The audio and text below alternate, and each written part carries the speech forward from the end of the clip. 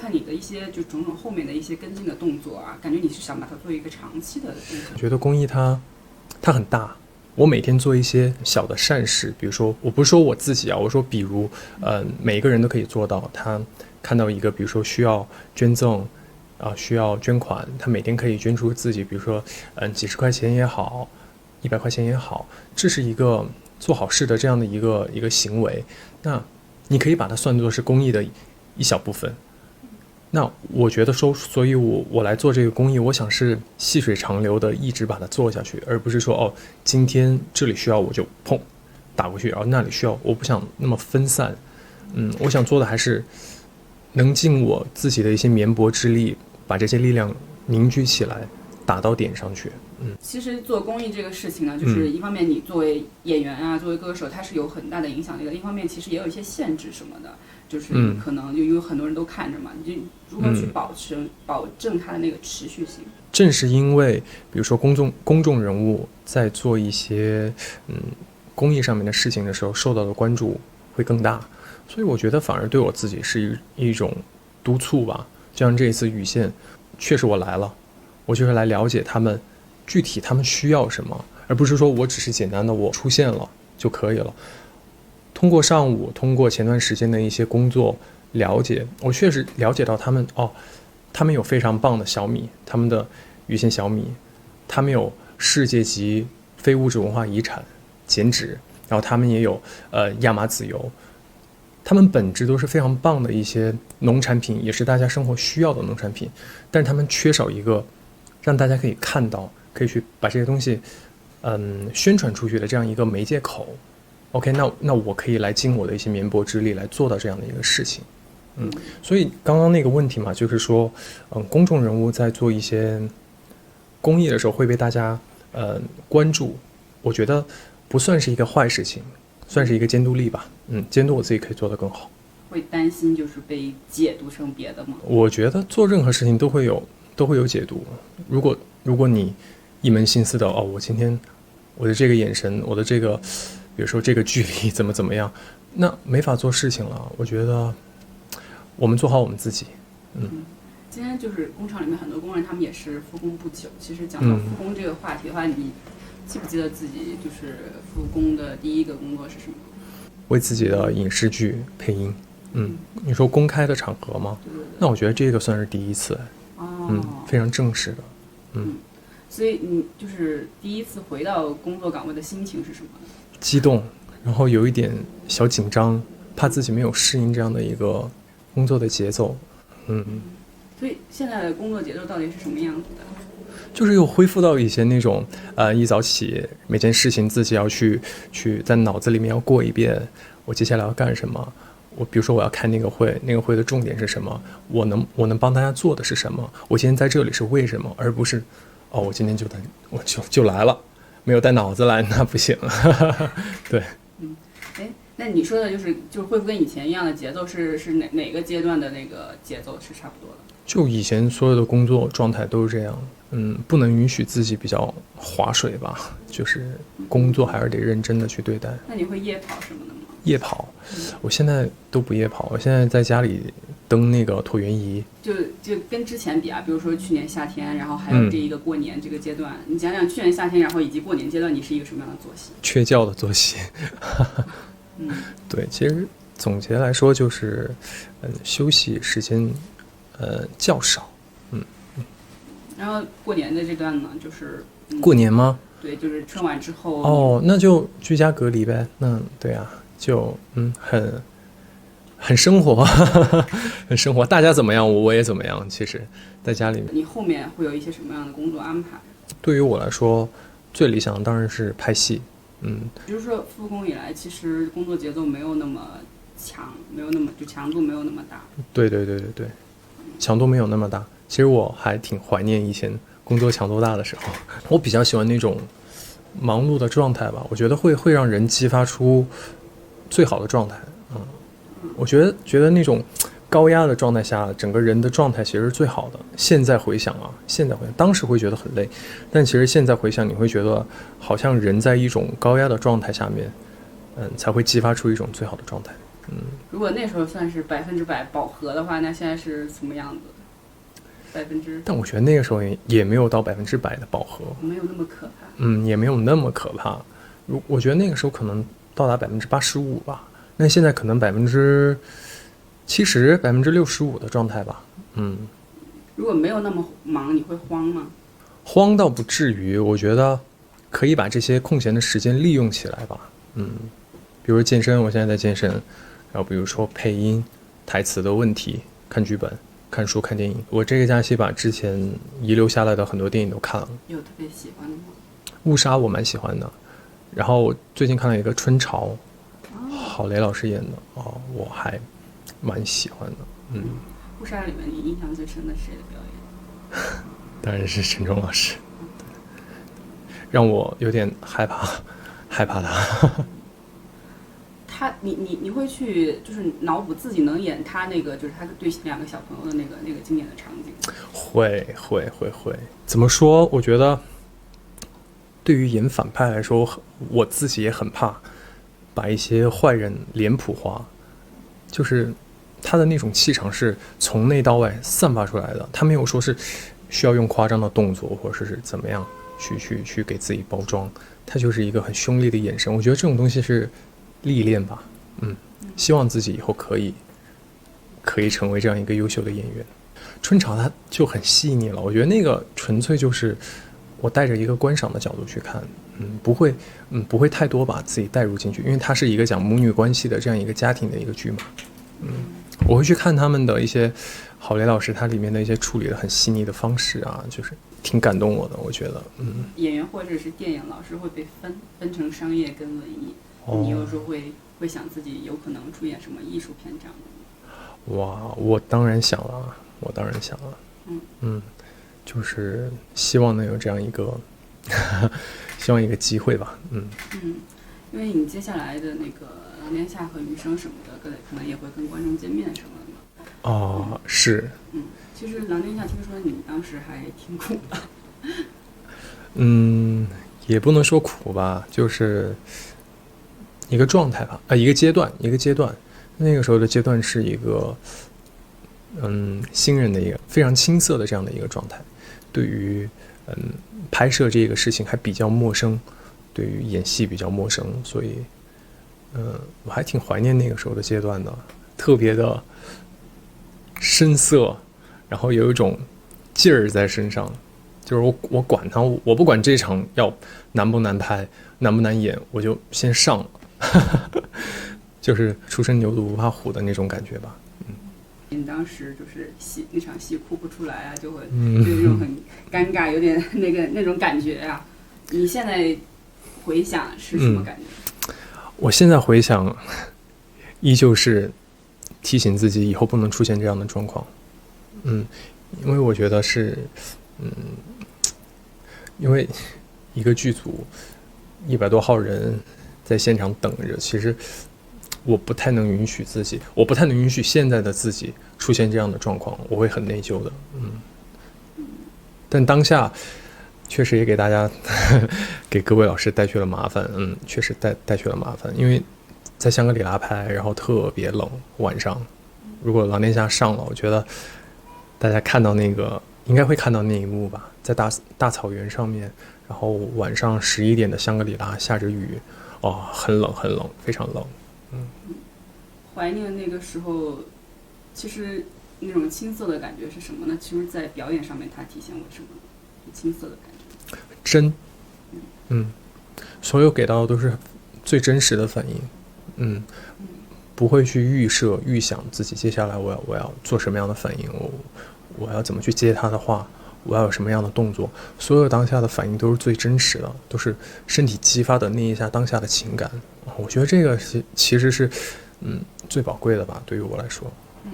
其实我也没想到狼天下会在就是会晚于我后面几个作品之后播嘛，因为我当下以为它会是最早播的那一个作品嘛，但是我觉得对于演员来说可能就是这样吧，就是必须要经得住考验才可以，哪怕是我第一次拍戏的作品，但是它被放到当下来播，我相信肯定会有很多批评的声音也好哈，或者是怎么也好，我当然都接受了，因为我自己都是带着一个批判的眼光去看我当时的一个表演，因为我觉得只有这样，在以后才能去规避一些不好的东西。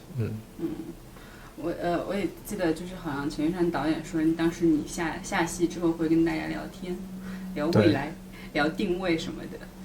我跟她聊的比较多，对，因为跟玉珊姐，她就像一个姐姐一样，然后私底下很温和，但在片场的时候比较严厉，大家都比较怕她。私底下她会跟我聊很多，她会给我一些建议，就是对于演员这条道路上，然后我当时也会迷茫，也会问她，然后她也会给我解答。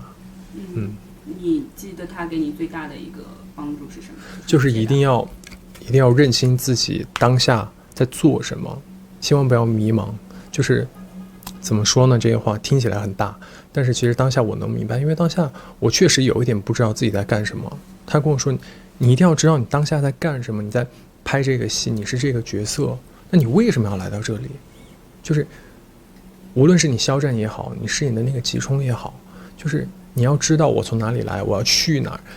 我当时就觉得哇，这个问题不是哲学吗？这个不是我小时候学的吗？但是其实你反复的问自己，我觉得这句话受用于任何阶段，包括我目前我也受用。肖战为什么今天会在雨县，为什么会坐在这里接受采访，就是要问一下自己，然后过一下脑子。那你当时想的你未来会去哪里？完全不敢想。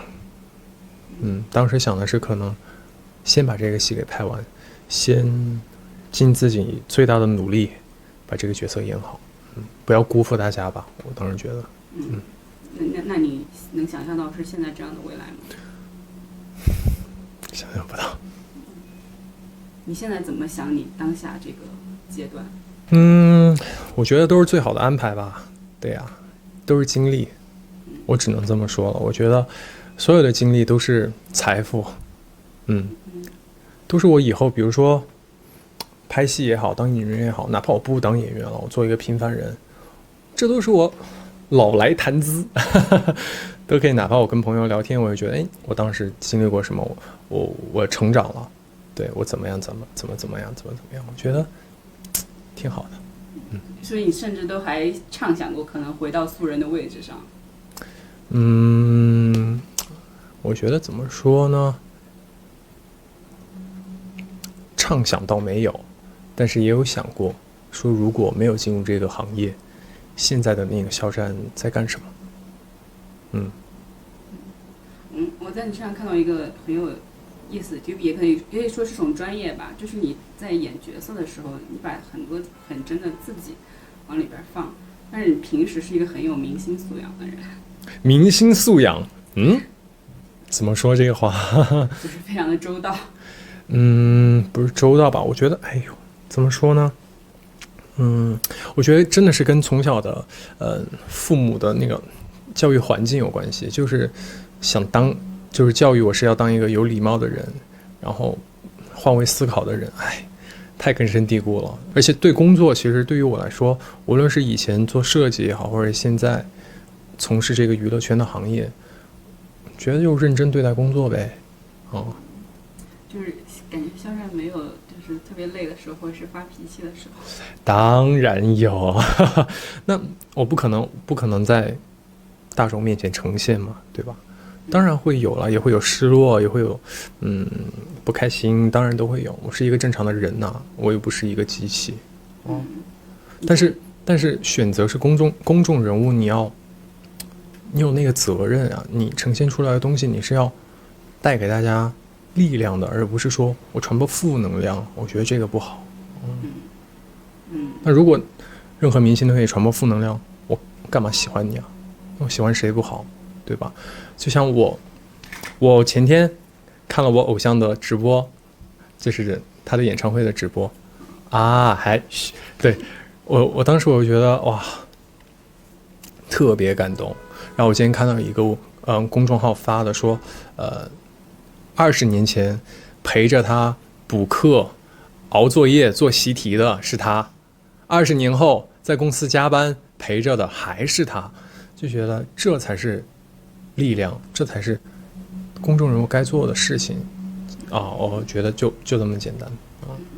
就是完美跟人味儿，就是有的时候我可能比较那什么，我觉得就是肖战可能是不是有时候应该跑出一点人味儿出来。是啊，对啊，就是人。其实我一直很想综合的就是人味儿，或者说是跟你刚刚提到的完美。但怎么样叫完美呢？难道对大家礼貌相待就叫完美吗？我觉得，哇，那现在的人对完美的标准真的有点不太高。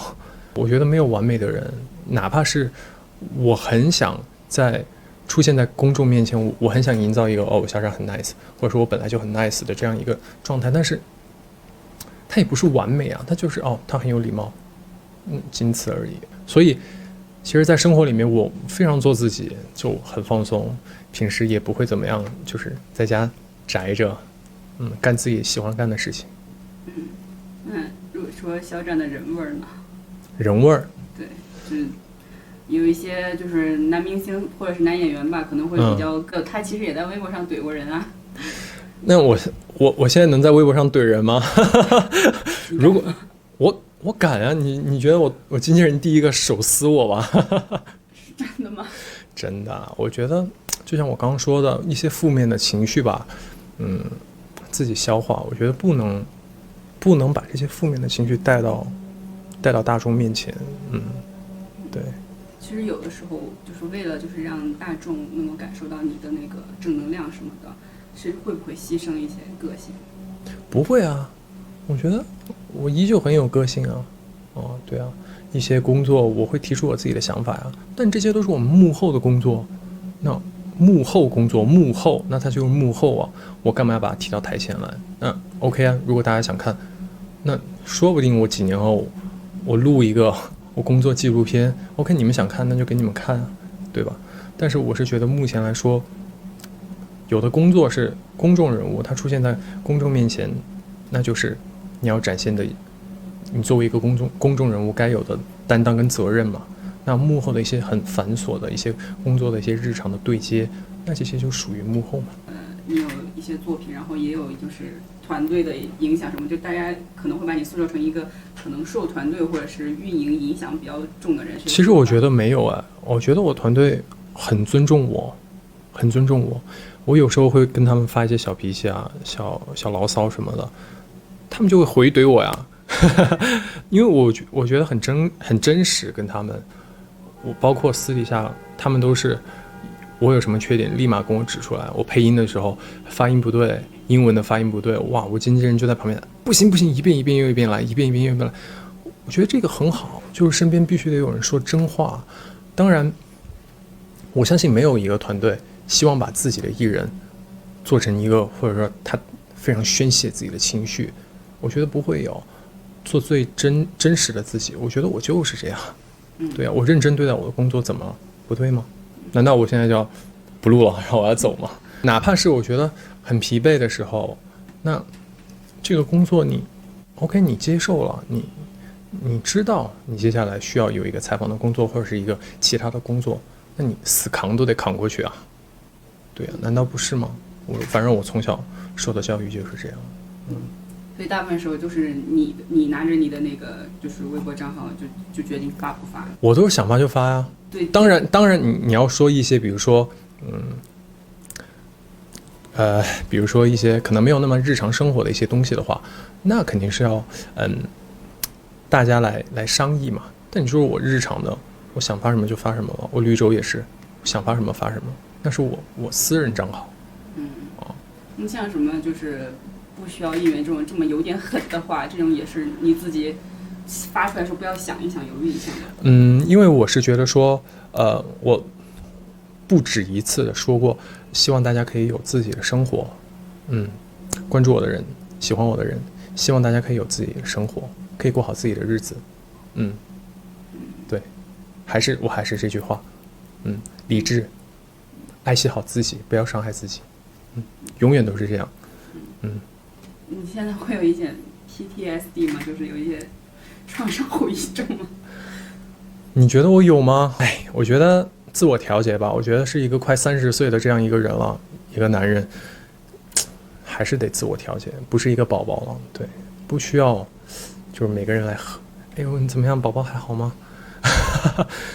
就是自我恢复吧。那怎么办呢？对吧？当然，我是觉得说，我不可能去要求别人每一个人，你们要怎么样，你们要怎么样。嘿，人家也有爹妈呢。那我能做的是，我做好我自己咯，对吧？我给你们，我真的是有切身实地的在做，也在引导。那最后的结果，我只能尽我100%的全力去做。我现在喊口号，当然我，对吧？当然我觉得喊口号那个是个玩笑话。我觉得这个不是一个口号，这个是真的。我希望大家可以听进去我说的话。我觉得现在应该大家慢慢在听了，已经有慢慢在听懂你的话，担心别人因为你就是对作品的观感或者是预期有不一样的。哎呦，说没有那是假的，那肯一定有，但是，没办法，希望能好吧，希望能顺利，你看我19年底跟20年初我说的最多的新年期许和愿望，其实就是顺顺利利我觉得顺利就好。其实你在就是比如说去年夏天陈情令之后，你会被很多人选择，然后可是在今年上半年可能又会被放弃之类的，就是在这种选择这种会真的是就是走到你的内心里面去吗？就是尤其是如果被放弃的话，你会不会感觉到受到伤害？我理解，这就是一个互相理解的呀，对吧？不能给他人造成麻烦嘛。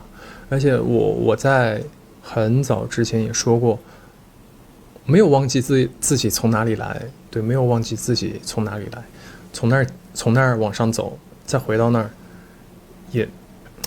也接受，但是那一瞬间应该会挺难过的吧？那一会儿难过，自我调节呗，那怎么办？需要人来安慰一下我吗？已经是宝宝乖，那没办法，对吧？自我调节，因为我觉得说，也有很多人其实给我发信息，比如说安慰我呀，一些前辈也好啊，然后一些朋友也好，但是我觉得说最后的核心的那个核在自己身上，别人说再多都没有用，道理都懂，然而呢，对吧？不是有这句话吗？道理我都懂。其实就是大不了回到就是狼年下那个时候，感觉那种从那个时候开始。对呀，而且我觉得从人的本质来说的话，我比那个时候更强大，所以我怕什么呢？为什么你比那时候更强大？当然，无论是从演戏的方面的认知度、感知能力，然后抗压能力，理所当然比那个时候强大。如果就是有下一个角色的话，你希望是一个什么样子的人？哇哦！希望是一个什么样的人？希望是一个很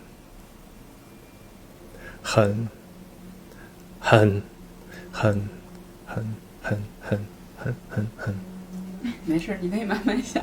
想想啊，希望是一个什么样的人？这个问题好大。希望是一个就是有一个下一个角色，你说那个角色是什么样子的？什么样子的？先可以想这个。希望他是一个可以坚持自己理想抱负的这样一个人。